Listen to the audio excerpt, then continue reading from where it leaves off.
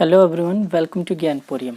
आज class 10th JAC board का math का एग्ज़ाम था, तो इस वीडियो में हम लोग जैक बोर्ड का एमसीक्यू का क्वेश्चंस को सॉल्व करेंगे। तो हम लोग के पास क्वेश्चन पेपर है यहाँ पे, तो आप एक एक करके अपना आंसर यहाँ से मिला सकते हैं। तो चलिए देखते हैं। पहले क्वेश्चन नंबर 1 है 5005 का अभाज्य गुणनखंड है। यहाँ पे 5005 गिवन था और इसका अभाज्य गुणनखंड हम लोग को बताना था कि क्या होगा। तो 5005 का अभाज्य गुणनखंड होगा 5 × 7 × 11 × 13, 5 × 7 × 11 × 13। तो इसका करेक्ट आंसर होगा ऑप्शन नंबर 3। आगे बढ़ते हैं, देखते हैं। क्वेश्चन नंबर 2 है, यदि विभाजन एल्गोरिदम a = bq + r में a = 72, q = 8 और r = 0 है तो b का मान क्या होगा। यहाँ पे एक डिवीजन एल्गोरिदम दिया हुआ था a = bq + r और इसमें a का वैल्यू गिवन था 72, q का वैल्यू गिवन था 8 और r का वैल्यू गिवन था 0 और हम लोग को b का वैल्यू फाइंड करने बोला गया था। तो b का जो वैल्यू होगा वो होगा 9। तो 2 का ऑप्शन नंबर 3, तो 2 का करेक्ट आंसर होगा ऑप्शन नंबर 3।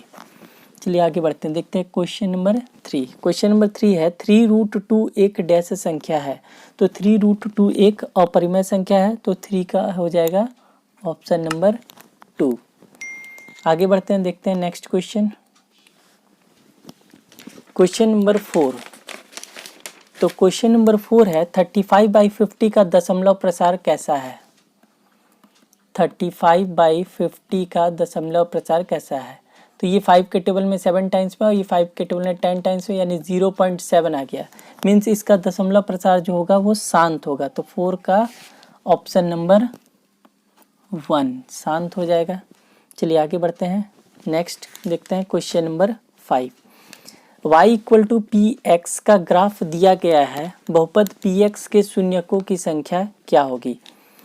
तो यहाँ पे एक ग्राफ गिवन था और इसमें शून्यकों की संख्या फाइंड करना है। तो ये जो है यहाँ पे 1 और ये 2 टाइम्स में कट, 2 टाइम्स ये ग्राफ जो है उस एक्स एक्सिस को कट कर रहा है। तो यहाँ पे शून्यकों की संख्या क्या हो जाएगी 2, यानी 5 का करेक्ट आंसर होगा ऑप्शन नंबर 3, 2 हो जाएगा। चलिए आगे बढ़ते हैं, देखते हैं नेक्स्ट क्वेश्चन नंबर 6। तो क्वेश्चन नंबर 6 है बहुपद x² - 15 का शून्यक है। यहाँ पे एक बहुपद गिवन है x² - 15 और इसका शून्यक हम लोग को फाइंड करना है। तो x² = 15 हो जाएगा। तो x का वैल्यू +√15 और -√15। तो इसका दो शून्यक +√15 और -√15 हो जाएगा, यानी ऑप्शन नंबर 3। तो 6 का करेक्ट आंसर हो जाएगा ऑप्शन नंबर 3। आगे देखते हैं क्वेश्चन नंबर 7। यदि बहुपद x² - 2x - 8 के शून्यक a और b हो तो a + b का मान क्या होगा। यहाँ पे x² - 2x - 8 ये एक पॉलिनोमियल हम लोग को गिवन था और इसका शून्यक 2 दिया हुआ है a और b और a + b। तो हम लोग को पता है कि शून्यकों का योग जो होता है वो -b/a के बराबर होता है। तो माइनस और b का जो वैल्यू है -2 है और बाई a, तो माइनस ये प्लस हो जाएगा 2/1। तो 7 का ऑप्शन नंबर 3, 7 का करेक्ट आंसर होगा ऑप्शन नंबर 3। चलिए अब देखते हैं नेक्स्ट क्वेश्चन नंबर 8। तो क्वेश्चन नंबर 8 है यहाँ पे, जब दो चर वाले रैखिक समीकरणों का आलेख प्रतिच्छेदी रेखाएं हैं तब उनके हल होंगे। यहाँ पे इंटरसेक्टिंग लाइंस दिया हुआ है, तो हम लोग को पता है कि इंटरसेक्टिंग लाइंस के लिए जो है वो उसका कितना हल होगा।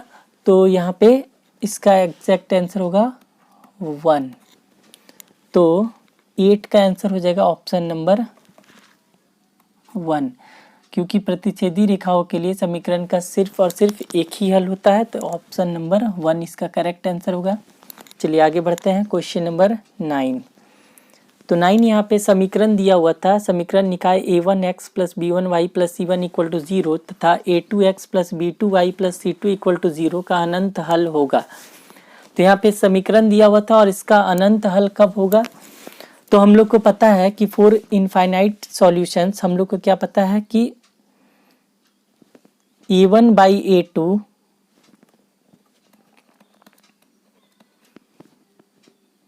इक्वल टू b1/b2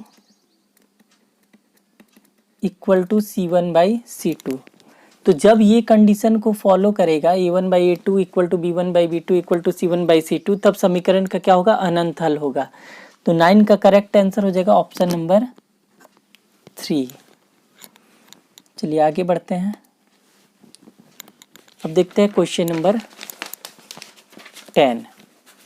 तो क्वेश्चन नंबर 10 यहाँ पे दिया हुआ है, दो समीकरण दिया हुआ 2x plus Y equal to 5, एक समीकरण दिया हुआ 2x plus Y equal to 5 और एक समीकरण दिया हुआ था 3x plus 2y equal to 8 और इसका हल निकालने बोला गया था, मीन्स x और y का वैल्यू क्या होगा।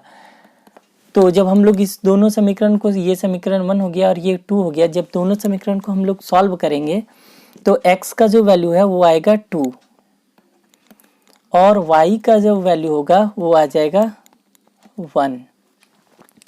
तो 10 का जो है ऑप्शन नंबर 3, ये हो जाएगा करेक्ट आंसर ऑप्शन नंबर 3। आगे बढ़ते हैं, देखते हैं 11 नंबर। समीकरण निकाय 4x plus p y plus 8 equal to 0 और 2x plus 2y plus 2 equal to 0 के अद्वितीय हल होने के लिए p का मान क्या होगा। यहाँ पे दो समीकरण दिया हुआ था 4x plus p y plus 8 equal to 0 एक दिया हुआ था और दूसरा था 2x plus 2y plus 2 equal to 0, 2x plus 2y plus 2 equal to 0। इसका अद्वितीय हल कब होगा, तो हम लोग को अद्वितीय हल होने के लिए क्या पता है कि a1/a2 नॉट इक्वल टू होना चाहिए b1/b2। तो जब हम लोग इसको रखेंगे यहाँ पे a1 का वैल्यू 4, b1 का वैल्यू p, a2 का वैल्यू 2 और b2 का वैल्यू जो है वो 2 पुट करेंगे जब हम लोग इसमें, तो हम लोग को आएगा p नॉट इक्वल टू 4। तो 11 का आंसर हो जाएगा option number 3, p not equal to 4। चलिए आगे बढ़ते हैं। अब देखते हैं अगला क्वेश्चन। यहाँ पे एक दिया हुआ था कि निम्नलिखित में से कौन द्विघात समीकरण है। यहाँ पे हम लोग को 4 इक्वेशन दिया हुआ था और इसमें से बताना है कि कौन सा द्विघात समीकरण है। तो 12 का आंसर हो जाएगा ऑप्शन नंबर 1। ऑप्शन नंबर 1 जो है x प्लस 1 का whole square equal to 2 into x minus 3, ये जो है वो ax square plus bx plus c equal to 0 के फॉर्म में है, तो यही एक द्विघात समीकरण होगा। तो 12 का करेक्ट आंसर होगा ऑप्शन नंबर 1। चलिए आगे बढ़ते हैं क्वेश्चन नंबर 13। क्वेश्चन नंबर 13 है द्विघात समीकरण 2x square minus 7x plus 6 equal to 0 का विविक्तकर बराबर है। यहाँ पे एक समीकरण दिया हुआ था 2x square minus 7x plus 6 equal to 0 और इसमें हम लोग को इसका विविक्तकर निकालना था, यानी d का वैल्यू निकालना था। तो d equal to b square minus 4ac जब हम लोग पुट करेंगे तो d का जो वैल्यू आएगा वो आ जाएगा 1। जब हम लोग ये सब वैल्यू पुट करेंगे तो d का वैल्यू आ जाएगा 1। तो 13 का करेक्ट आंसर हो जाएगा ऑप्शन नंबर 3, 1। चलिए आगे बढ़ते हैं क्वेश्चन नंबर 14।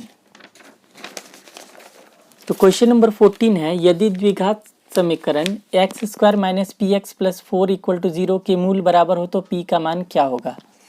यहाँ पे द्विघात समीकरण क्या दिया हुआ था, x square minus p x plus 4 equal to 0 और इसका मूल बराबर हो, तो मूल बराबर होने के लिए हम लोग को क्या पता है कि d का वैल्यू 0 होगा और इस पे से हम लोग को p का वैल्यू फाइंड करना था। तो जब हम लोग इसको सॉल्व करेंगे तो p का वैल्यू जो आएगा वो प्लस माइनस 4 होगा। तो 14 का जो है वो ऑप्शन नंबर 2, 14 का करेक्ट आंसर हो जाएगा ऑप्शन नंबर 2 प्लस माइनस 4।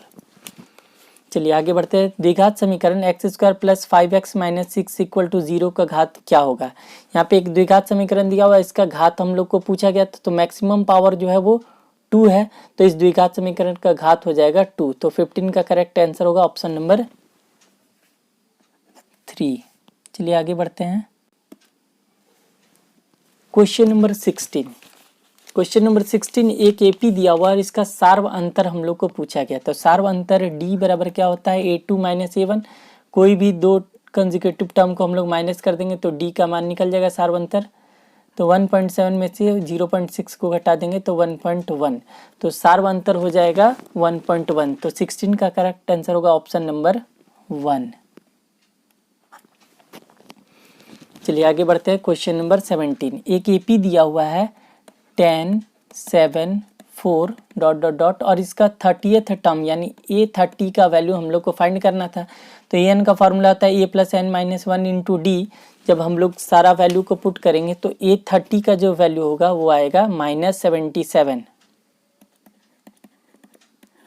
-77। तो 17 का जो है वो करेक्ट आंसर हो जाएगा ऑप्शन नंबर 3 -77।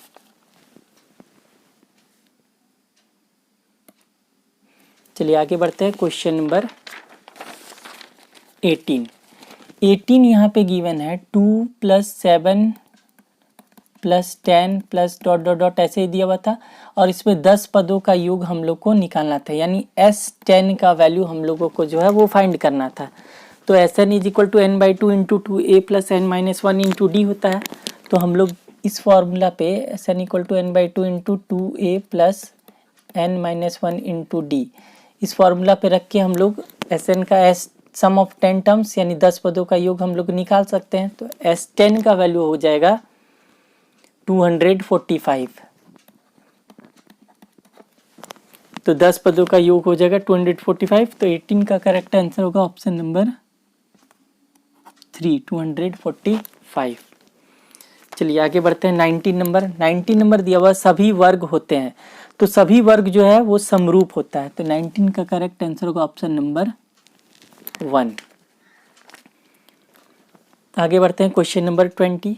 त्रिभुज ABC में D और E क्रमशः AB और AC पर 2 बिंदु हैं तथा DE पैरेलल BC है। DE पैरेलल BC है। यदि AD/DB = 2:3 और AE का वैल्यू 1.6 दिया हुआ तो EC का मान क्या होगा। ये जो है वो थेल्स थ्योरम पर बेस्ड क्वेश्चन था। तो थेल्स प्रमेय क्या होता है, अगर ये ट्राइंगल है ABC और यहाँ पे ये D और E पैरेलल है तो AD/DB = AE/EC। तो जब हम लोग इसमें पुट कर देंगे तो EC का जो वैल्यू आ जाएगा वो हम लोग का आएगा 2.4। तो 20 का करेक्ट आंसर हो जाएगा ऑप्शन नंबर 3 2.4 सेंटीमीटर। चलिए अब आगे बढ़ते हैं, देखते हैं क्वेश्चन नंबर 21। तो क्वेश्चन नंबर 21 है, यदि त्रिभुज ABC सिमिलर त्रिभुज DEF और BC/EF = 3:5 तो area of triangle ABC area of triangle DEF बराबर है। यहाँ पे दो ट्राइंगल था ABC और DEF और दोनों जो है वो समरूप गिवन था। तो हम लोग को पता है कि दोनों का एरिया का जो रेशियो होगा वो उनके साइड के रेशियो के स्क्वायर के इक्वल होगा। तो यहाँ पे साइड जो है वो 3:5 के रेशियो में दिया हुआ था, साइड 3:5 के रेशियो में दिया हुआ था।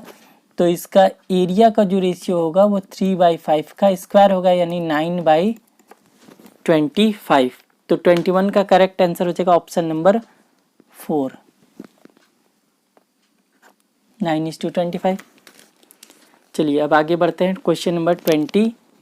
क्वेश्चन नंबर 22 है, यदि बिंदुओं P00 और Q -3 -4 के बीच की दूरी, यहाँ पे हम लोग को डिस्टेंस निकालना था 0 0 और एक था -3 -4, इन दोनों पॉइंट्स के बीच का हम लोग को डिस्टेंस निकालना था। तो दूरी फार्मूला से x2 √x2 - x1 का whole square plus y2 - y1 का होल स्क्वायर, इस फार्मूला से हम लोग दूरी का वैल्यू जो है वो निकाल लेंगे। तो PQ के बीच की दूरी क्या होगा, 5 इकाई। तो 22 का करेक्ट आंसर हो जाएगा ऑप्शन नंबर 4 5 इकाई।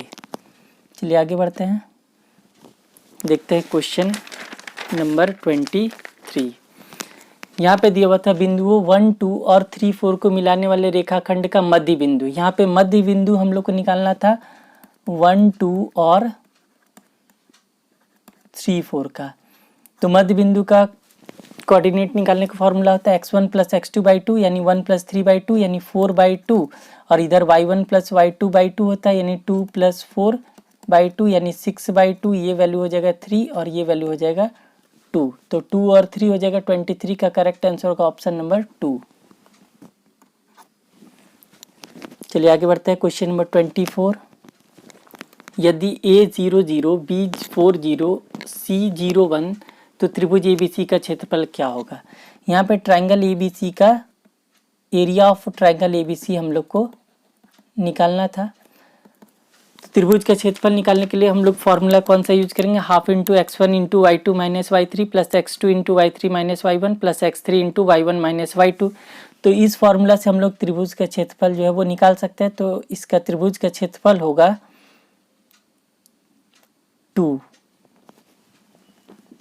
तो 24 का करेक्ट आंसर हो जाएगा ऑप्शन नंबर 3 यानी 2। जब हम लोग इस फॉर्मूला से त्रिभुज का क्षेत्रफल निकालेंगे त्रिभुज का क्षेत्रफल जो है वो 2 के इक्वल आएगा। तो ऑप्शन नंबर 3 है। चलिए आगे बढ़ते हैं। Question number 25। cos A = 3/5 दिया हुआ, तो cos A 3/5 दिया हुआ है। ये B है और ये है H। तो P हम लोग निकालेंगे, P का वैल्यू आ जाएगा 4। तो cos A का फॉर्मूला आता है H/P यानी 25 का करेक्ट आंसर हो जाएगा ऑप्शन नंबर 2 5/4। 26 नंबर देखते हैं। 2 sin A बराबर √3 दिया हुआ था। तो यहाँ से sin A बराबर क्या हो जाएगा √3/2, और √3/2 जो है वो sin 60 डिग्री का मान होता है। तो A का वैल्यू क्या हो जाएगा 60 डिग्री। A का ही मान पूछा गया था। तो 26 का करेक्ट आंसर होगा ऑप्शन नंबर 3 60 डिग्री। चलिए आगे बढ़ते हैं। क्वेश्चन नंबर 27 है cot 90 degree minus A। cot 90 degree minus A जो है वो किसके बराबर होगा। तो इसका करेक्ट आंसर हो जाएगा tan A के बराबर होता है। 28 नंबर पूछा है sin square A plus cos square A का मान क्या होगा। तो sin square A plus cos square A इसका वैल्यू होता है 1। तो 28 का करेक्ट आंसर होगा option number 2 1। 29 number height and distance का क्वेश्चन था। यहाँ पे एक मीनार दिया हुआ था और यहाँ पे एक पॉइंट है जो कि 15 मीटर के डिस्टेंस पर है इस मीनार से, और ये मीनार का हाइट पूछा गया था, और यहाँ पे जो है एंगल 60 डिग्री फॉर्म हो रहा था। तो हम लोग tan 60 degree is equal to हो जाएगा H/15। tan 60 डिग्री का वैल्यू √3 होता है। तो H का वैल्यू क्या हो जाएगा 15√3। तो मीनार का ऊंचाई हो जाएगा 15√3। तो 29 का करेक्ट आंसर होगा ऑप्शन नंबर 2 15√3 मीटर। आगे बढ़ते हैं। Question number 30। क्वेश्चन नंबर 30 है किसी वृत्त पर बाह्य बिंदु से खींची गई स्पर्श रेखा की संख्या। तो स्पर्श रेखा की संख्या क्या हो जाएगा 2। तो 30 का करेक्ट आंसर होगा ऑप्शन नंबर 3 2। चलिए आगे बढ़ते हैं। 31। यहाँ पे एक आकृति दिया हुआ था और इस फिगर में जो है एंगल OPA का वैल्यू जो है वो दिया था 35 डिग्री और एंगल AOP का वैल्यू पूछा गया था। तो यहाँ पे 90 डिग्री हो जाएगा, ये 35 हो गया। तो 180 में से इन दोनों का सम को हम लोग सब्ट्रैक्ट कर देंगे तो एंगल AOP का मान निकल जाएगा।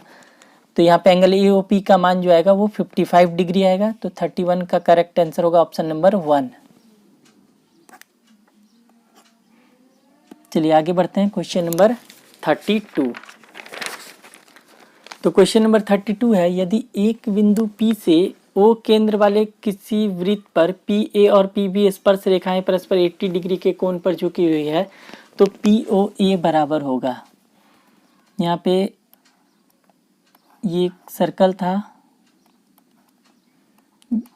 यहाँ पे P है, यहाँ पे P है, ये पॉइंट A है, ये पॉइंट B है, ये सेंटर है और यहाँ पे 80 डिग्री दिया हुआ है और ये एंगल हम लोग से पूछा गया, तो ये हाफ जो है वो 40 डिग्री हो जाएगा, ये 90 डिग्री हो जाएगा, तो ये वैल्यू जो है वो 50 डिग्री हो जाएगा। तो 32 का करेक्ट आंसर होगा ऑप्शन नंबर 1,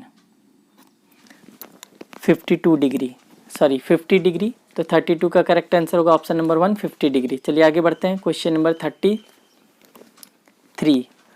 33 है, निम्नलिखित में से कौन वृत्त का क्षेत्रफल का सूत्र है? तो वृत्त का क्षेत्रफल का फॉर्मूला होता है पाई आर स्क्वायर, तो इसका करेक्ट आंसर होगा ऑप्शन नंबर 1। आगे बढ़ते हैं 34 नंबर, किसी अर्धवृत्ताकार खेत की त्रिज्या दिया हुआ है, उसका परिमाप। तो अर्धवृत्त का परिमाप होता है पाई आर, यहाँ से 22/7 और त्रिज्या भी 7 दिया होता है, 7 7 कैंसिल हो जाएगा, तो 22 सेंटीमीटर। 34 का आंसर होगा ऑप्शन नंबर 122 सेंटीमीटर। आगे बढ़ते हैं 35, यहाँ पे 42 सेंटीमीटर त्रिज्या वाले वृत्त के उस त्रिज्यखंड का क्षेत्रफल क्या होगा जिसका कोण इतना दिया हुआ। तो यहाँ पे हम लोग को रेडियस दिया हुआ था 42 सेंटीमीटर और थीटा का भी वैल्यू दिया हुआ था 120 डिग्री। तो त्रिज्यखंड का क्षेत्रफल θ/360 इंटू पाई आर स्क्वायर होता है। तो इस फॉर्मूला से हम लोग त्रिज्यखंड का क्षेत्रफल निकाल लेंगे। तो त्रिज्यखंड का क्षेत्रफल आएगा 1848 सेंटीमीटर स्क्वायर। तो 35 का करेक्ट आंसर होगा ऑप्शन नंबर 2। आगे बढ़ते हैं क्वेश्चन नंबर 36, घनाभ के कोरों की लंबाई क्रमशः 3 सेंटीमीटर, 4 सेंटीमीटर और 12 सेंटीमीटर दिया हुआ है। तो घनाभ के विकर्ण की लंबाई, तो विकर्ण की लंबाई का फॉर्मूला होता है √L² + B² + H²। तो इस फॉर्मूला से हम लोग विकर्ण की लंबाई निकाल लेंगे। तो विकर्ण का लंबाई आएगा 13 सेंटीमीटर। तो 36 का करेक्ट आंसर हो जाएगा ऑप्शन नंबर 2, 13 सेंटीमीटर। चलिए आगे बढ़ते हैं क्वेश्चन नंबर 37, प्रथम 3 लगातार प्राकृत संख्याओं का माध्य। तो प्रथम 3 लगातार प्राकृत संख्या क्या है? 3, तो इसका माध्य क्या हो जाएगा? 2। तो 37 का आंसर हो जाएगा ऑप्शन नंबर 2। आगे बढ़ते हैं क्वेश्चन नंबर 38, संचयी बारंबारता वक्र क्या कहलाती है? तो संचयी बारंबारता वक्र जो है वो बारंबारता बहुभुज कहलाती है, ऑप्शन नंबर 4। 38 का करेक्ट आंसर होगा ऑप्शन नंबर 4। 39 देखते हैं, किसी पासे को फेंकने पर सम संख्या आने की प्रायिकता क्या है?